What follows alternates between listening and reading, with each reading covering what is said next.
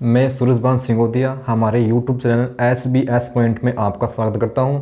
आज इस वीडियो में हम पढ़ेंगे प्रश्नावली 2 और वास्तविक संख्याएं कक्षा 10 के लिए। ठीक है, तो वास्तविक संख्याएं पढ़ेंगे तो हम पहले वास्तविक संख्याओं के बारे में पढ़ेंगे कि वास्तविक संख्या होती कौन कौन सी है आपके पास में। ठीक है, तो वास्तविक संख्या के दो भाग होते हैं आपके पास में। वास्तविक संख्या है तो होती है परिमेय संख्या और एक आपके पास में क्या होती है, अपरिमेय संख्या होती है। ठीक है, तो वास्तविक संख्या होती क्या, परिभाषा क्या होती है? वास्तविक संख्या जो परिभाषा होती है, समस्त परिमेय और समस्त अपरिमेय संख्याओं के संग्रह या समूह को क्या कहते हैं, वास्तविक संख्या। मतलब वास्तविक संख्या में क्या आ गई आपके पास में, परिमेय संख्या भी आ गई और अपरिमेय संख्या भी आ गई, दोनों ही संख्या आ गई आपके पास में। जैसे अब मैंने क्या कर दिया, यहाँ पर वास्तविक संख्या की दो भाग बांटती है। पहला भाग है परिमेय संख्या और अपरिमेय संख्या, सभी क्या आ जाएंगी, ये सभी संख्याएं क्या है, वास्तविक संख्या है। अब पढ़ेंगे परिमेय संख्या है आपके पास में, तो परिमेय संख्या में आपके पास में कौन कौन सी संख्या आती है, तो आप बोलेंगे प्रमेय संख्या प्राकृतिक संख्याएं आती है, परिमेय संख्या में पूर्ण संख्या भी होती है, पूर्ण संख्या प्रमेय संख्या भी होती है, पूर्णांक संख्या नहीं है क्या, वो परिमेय संख्या भी होती है। अशांत आवर्ती, शांत आवर्ती मतलब पूर्णांक, पूर्ण संख्याएं, पूर्णांक संख्या, प्राकृतिक संख्या, ये क्या होती है भाई, ये परिमेय संख्या का भाग ही होता है। फिर आपके पास में आती है अपरिमेय संख्याएं। ठीक है, तो एक नंबर पढ़ेंगे हम परिमेय संख्याएं। तो परिमेय संख्या की जो परिभाषा थी वो क्या होती है, वे संख्याएं जिन्हें हमें p/q के रूप में लिख सकते हैं, p/q के रूप में। ठीक है, जैसे मैं कह दूं 7/5, तो ये आपके पास में क्या है, परिमेय संख्या p/q के रूप में, मतलब बट्टे में लिख सकते हैं। दूसरी बात, आपके पास में जो p व q का मान है वो क्या होना चाहिए, पूर्णांक। पूर्णांक का मतलब पूर्णांक संख्या होनी चाहिए। p व q का मान प्लस का भी हो सकता है, माइनस का भी हो सकता है आपके पास में, जीरो के छोड़ के। लेकिन आगे की तरफ जीरो, q का मान कभी भी जीरो नहीं होना चाहिए आपके पास में। मैं कह दूं जैसे 1/2, तो ये आपके पास में p का मान हो गया, ये q का मान हो गया आपके पास में। ठीक है, और देखो p व q आपके पास में यहाँ पर क्या है, पूर्णांक है और q बराबर जीरो नहीं है, q का मान जीरो नहीं होना चाहिए। तो 1/2 आपके पास में क्या है, परिमेय संख्या है। और आपके पास में 7/5 भी क्या है, ये भी परिमेय संख्या आपके पास में।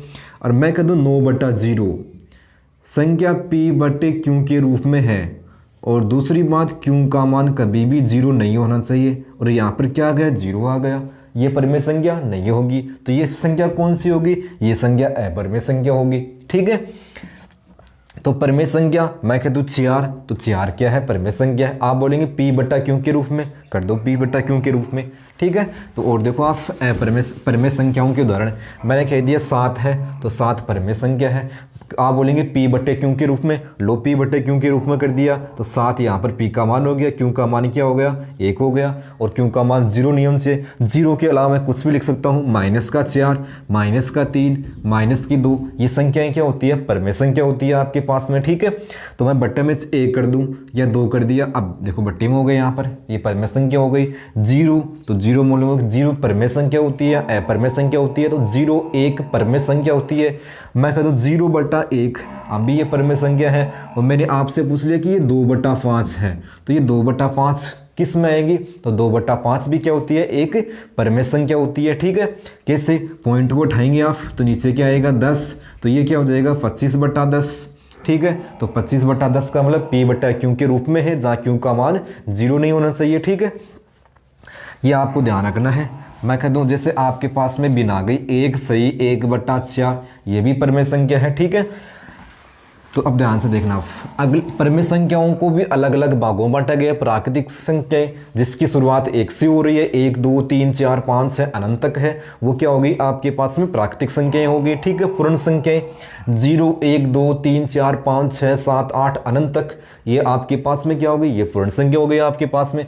पूर्णांक संख्या सभी धनात्मक संख्याएं और सभी ऋणात्मक संख्याएं क्या होती है, पूर्णांक संख्या होती है। जैसे आपने ले लिया बीच में 0 ले लिया, ठीक है, तो 0 के आप जब बाएं तरफ जाएंगे तो संख्या माइनस की आएगी, जैसे -1, -2 आ गया, -3 आ गया, -4 आ गया।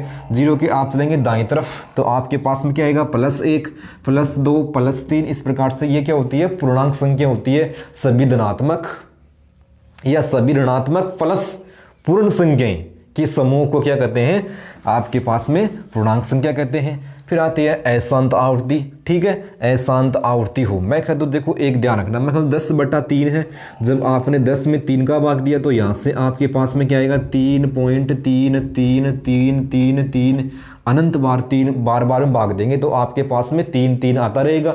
तो ये इसको हम किस प्रकार से लिख सकते हैं आप, तो आप लिखेंगे 3.3 पर लगा दिया बार, तो ये किस में आएगी, ये परमेय संख्या में आएगी, अशांत आवर्ती है।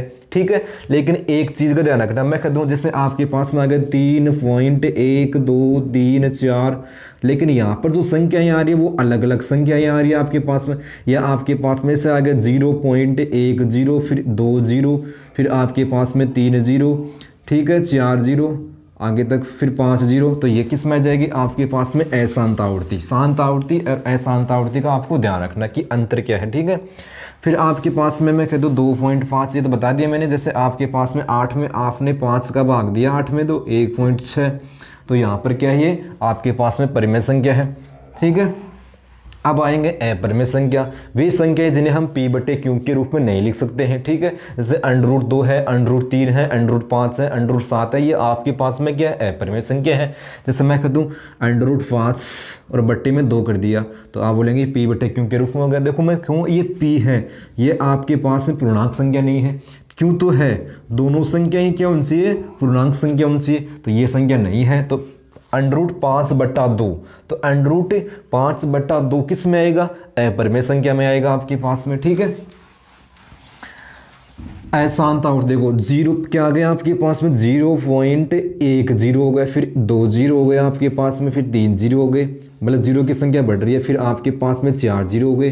तो ये जो संख्या है वो आपके पास में ये क्या हो जाएगी, अपरिमेय संख्या हो जाएगी। ठीक है, और देखना आपके पास में 0.4 7 4 7 8 4 7 8 9, मतलब 4 7 है यहाँ पर, फिर 4 7 8 आ गई, यहाँ से नई संख्या आ गई आपके पास में 4 7 8 9 आ गई। तो इस प्रकार से हर बार आपके पास में नई नई संख्या आ रही है, तो ये संख्या भी आपके पास में क्या होगी, ये भी संख्या अपरिमेय संख्या होगी। ठीक है, दूसरी बात आपको ध्यान रखना, जो पाई होता है वो पाई क्या होता है, ओनली पाई। जब बोलो एक तो आपके पास में पाई है और एक आपके पास में 22/7 है। ठीक है दूँ, तो ये जो पाई है वो आपके पास में संख्या क्या होती है, एक अपरिमेय संख्या होती है, और जो 22/7 है ये आपके पास में किस में आएगी, ये परिमेय संख्या में आएगी। तो ध्यान रखना जो पाई का मान है वो 22/7 नहीं होता कभी भी। ठीक है, हम क्या करते हैं, ये एक लम्स माने बिल्कुल नज़दीक मान होता है। ठीक है, तो मतलब जो पाई का मान है इस प्रकार से ये बिल्कुल नज़दीक, ठीक है, लगभग। ठीक है, ये पाई का मान है जो क्या होता है, लगभग 3.14 लेते हैं, ये पाई का मान लगभग होता है आपके पास में। तो देखो पाई तो किस में आएगा, पाई तो आपके पास में अपरिमेय संख्या में आएगा, और 22/7 है वो किस में आएगा, परिमेय संख्या में आएगा।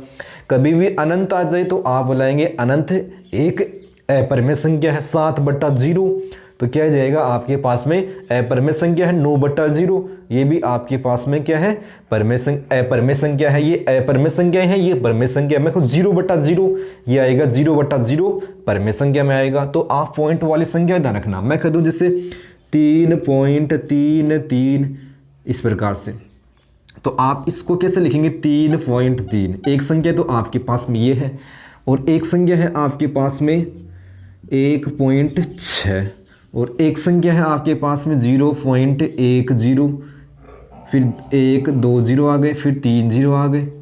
ठीक है, फिर इस प्रकार से 4 0 आ गए आपके पास में।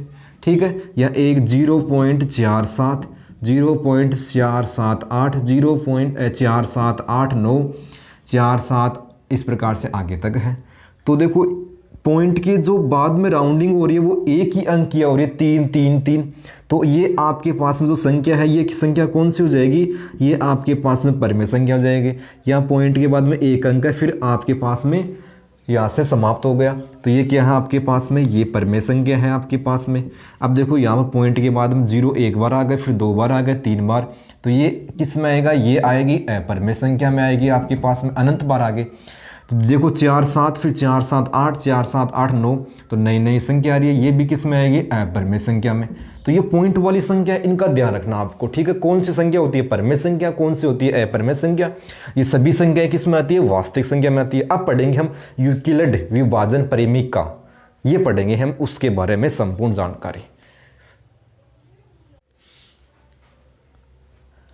आप पढ़ेंगे यूक्लिड विभाजन परिमेयिका। ठीक है, ये आपको बिल्कुल ध्यान से देखना है। ठीक है, जैसे आपने इसके पहले आपको मैं एक चीज़ बताऊंगा आपको, जैसे आपके पास में है 27 में आपको भाग देना है, यहाँ पर 5 का भाग देना है, भाग क्यों बता रहा हूँ, ये बताऊँ आपको 25 में भाग देना है 6 का भाग देना है यहाँ पर, और आपको भाग देना है 8 में भाग देना है 9 का। ठीक है, ये हम भाग करेंगे जो आप बचपन से कर रहे हो। ठीक है, तो ये भाग देखो, आपने 27 में भाग देंगे 5 का, तो भाग जाएगा 5 25, और यहाँ से आपके पास में शेष फल आ गए 2 यहाँ पर, और 25 में आपने 6 का भाग दिया तो 6 चौक 24, भाग 4 गया 12, और शेष फल यहाँ से 1 आ गया आपके पास में। अब देखो अंदर छोटी संख्या है और बाहर बड़ी संख्या है, तो आपको भाग देना है, यहाँ पर भाग जाएगा पॉइंटों में, और पॉइंटों में आपको भाग नहीं देना है, इस विधि बता रहा हूँ आपको। तो भाग मैं कह दूँ, जैसे आप लिखते नहीं कि 9 एकम 9, फिर यहाँ से 9 दूनी 18, तो इसके पीछे वाली स्टेप क्या होती है 9 गुणा 0, तो हम 9 का पहाड़ा 0 बार बोलेंगे तो क्या आएगा 0 आएगा। भाग कितनी बार दे सकते हैं हम 0 बार दे सकते हैं, तो यहाँ पर 0 आ गया, तो शेषफल आपके पास में 8 आ गया। ठीक है, तो इस यूक्लिड विभाजन जब हम भाग देते हैं तो ये 5 आपके पास में क्या होता है भाजक होता है, और ये 27 क्या होता है आप बोलते हैं ये तो भाज्य होता है, और ये 5 क्या होता है आपके पास में, ये आपके पास में भागफल होता है, और 2 ये क्या होता है आपके पास में शेषफल होता है।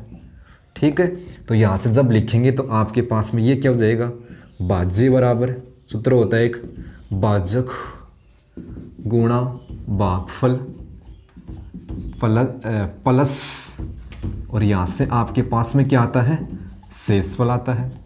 भाज्य आपके पास में यहाँ पर क्या है 27, भाजक जिसका आपने भाग दिया वो क्या है यहाँ पर 5 है, और भागफल आपके पास में 5 है, ये गुणा हो रहे हैं, और शेषफल क्या है 2।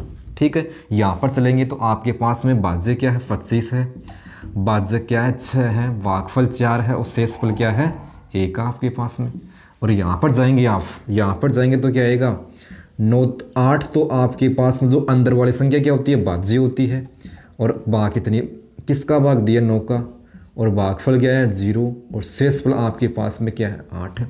ठीक है, अब जब यूक्लिड विभाजन में परिमेय में जब आप करते हैं तो भाज्य को यहाँ पर क्या लिखते हैं, यहाँ पर भाज्य को मानते हैं a, और भाजक आपके पास में क्या होता है ये b होता है, और भाजक से भागफल आता है वो क्या होता है आपके पास में q होता है, और जो शेषफल आता है उसको क्या मानते हैं r।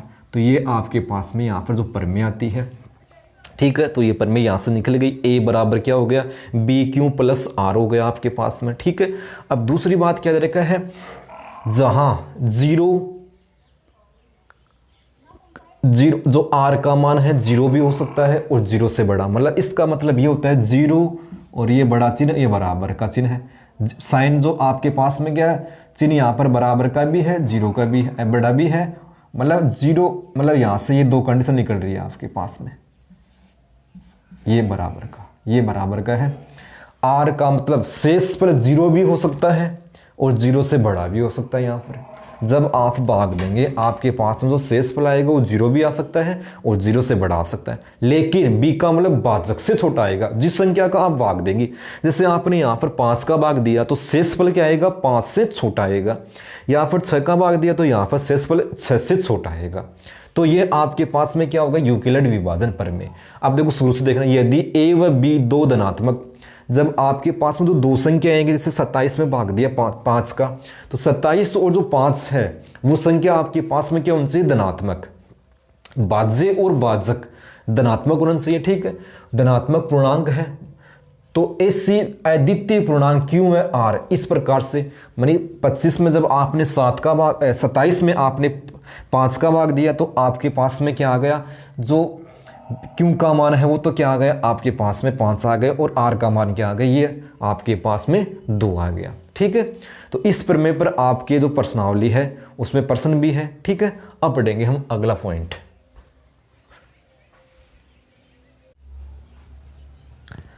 अब पढ़ेंगे हम शांत दशमलव प्रसार की जो शर्त है वो क्या होती है कि शांत दशमलव प्रसार कब होता है और अशांत दशमलव प्रसार कब होता है। ठीक है, क्या दिए हुए हैं, माना कि x बराबर p बटा q है। जैसे आपके पास में कोई परिमेय संख्या आ गई, मैं कह दूं जैसे आपके पास में यहाँ पर परिमेय संख्या है कोई भी, ठीक है, और एक ऐसी परिमेय संख्या है q का अभाज्य वर्णखंड करेंगे आप, और जो q का जैसे मैं कह दूं आपके पास में परिमेय संख्या है 20 बटा चलो 13 बटा यहाँ से मान ली मैंने कोई परमेय संख्या 13 बटे आपके पास में क्या है 50, तो माने कि अक्स बराबर, इसको अक्स बराबर मान लेंगे आप, ठीक है। एक ऐसी परमेय संख्या है क्यू का अभाज्य गुणनखंड। यहाँ पर जो पी का मान है वो तो क्या है आपके पास में 13 है, और क्यू का जो मान है वो क्या है आपके पास में 50 है।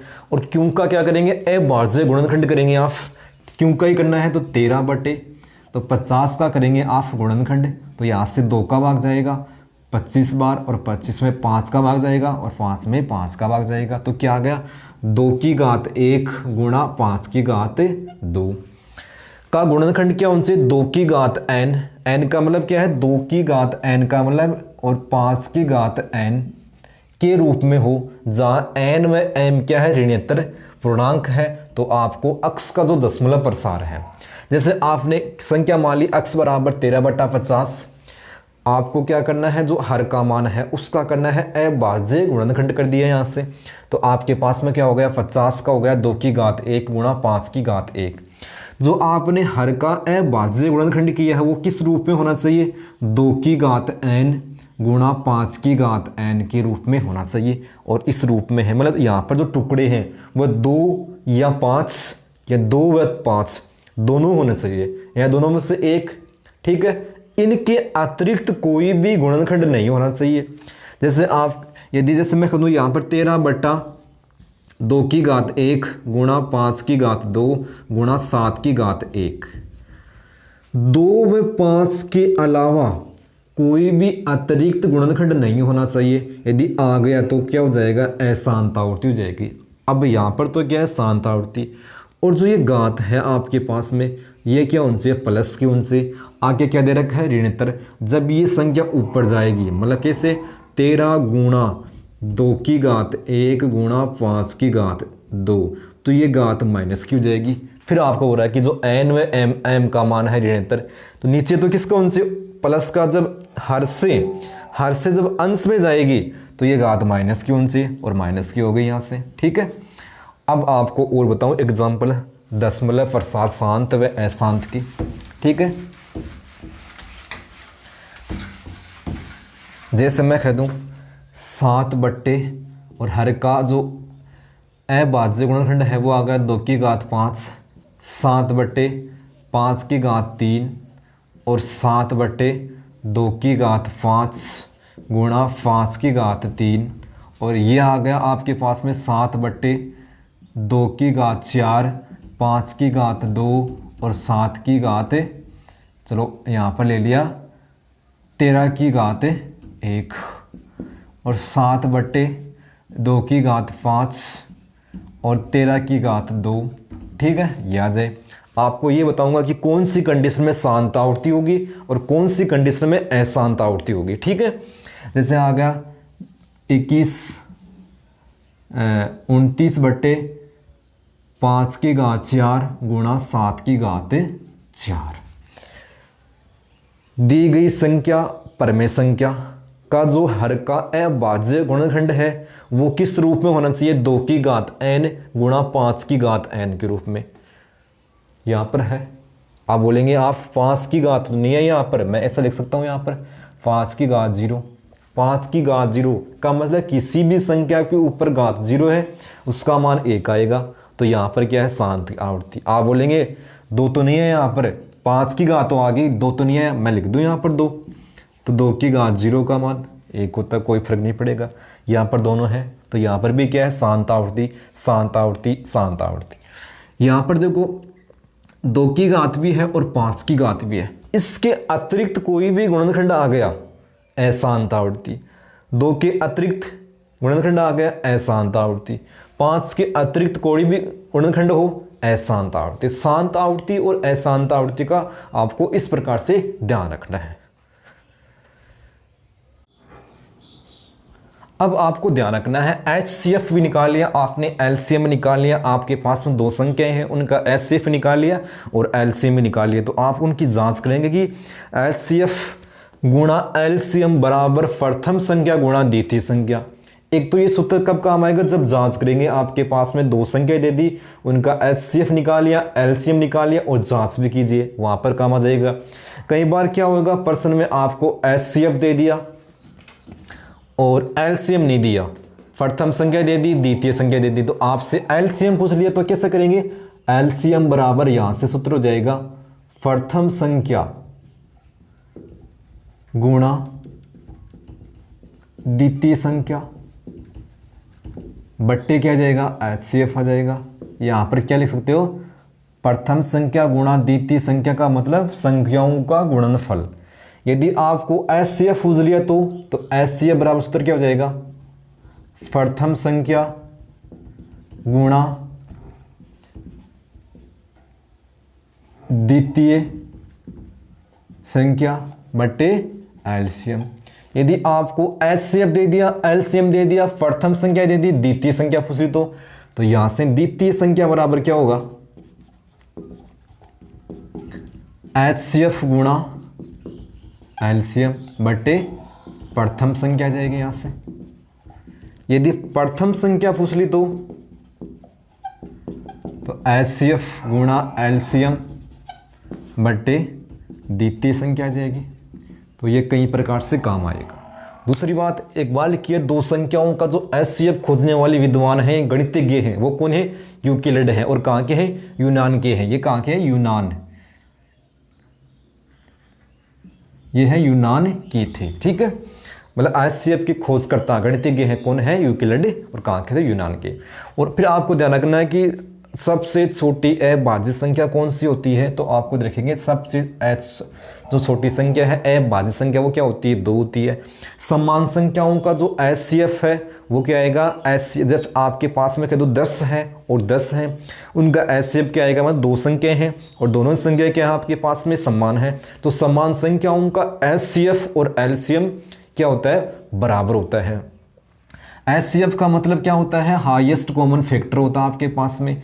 और लोएस्ट कॉमन फैक्टर का मतलब एलसीएम होता है, हाईएस्ट कॉमन फैक्टर। जैसे अब मैं कह दूँ आपके पास में, आपने 6 के कर लिए टुकड़े तो 2 गुणा 3, और 8 के कर दिए यहाँ से तो 2 गुणा 2। तो हाईएस्ट कॉमन फैक्टर माने एक उभयनिष्ठ गुणनखंड।